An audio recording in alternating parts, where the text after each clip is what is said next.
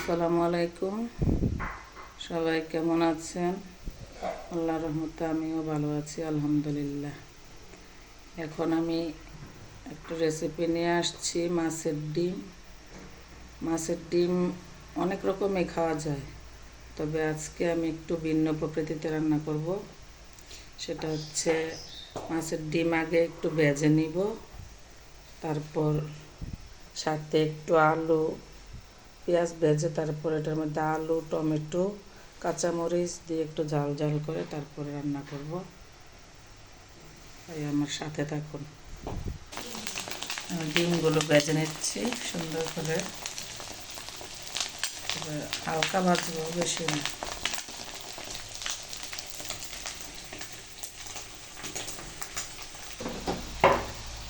পেঁয়াজ ভেজে নিয়েছি, এবার আলুগুলি দিয়ে দেব। আলু একটু ভাজা হলে তারপর টমেটো দিব।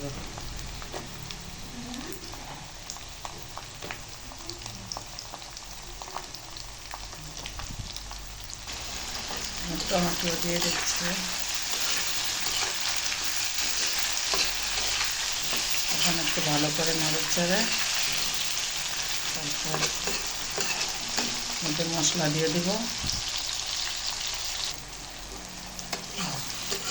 সব কিছু এখানে দেওয়া হয়েছে, একটু কাঁচামরিচ সহ দিয়ে দিলাম সব মশলা। একটু এখন একটু পানি দিয়ে দেব।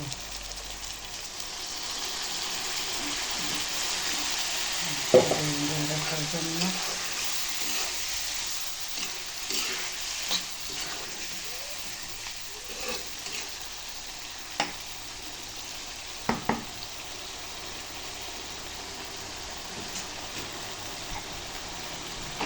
ডিম দিয়ে দিতেছি।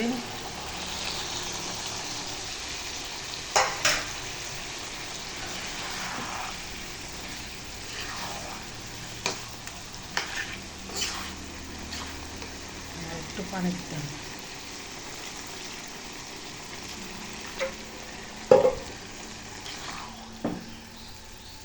তরকারিটা একটু মাখা মাখা ঝোল থাকলে ভালো লাগে খাইতে। ডিম অনেক রকমই খাওয়া যায়, ডিমের বড়া খাই, আমরাও খাই, বোনাও খাই, শুকনা বোনা। তো এটার চাইতে এটা একটু মাখা মাখা ভালো লাগে তরকারি।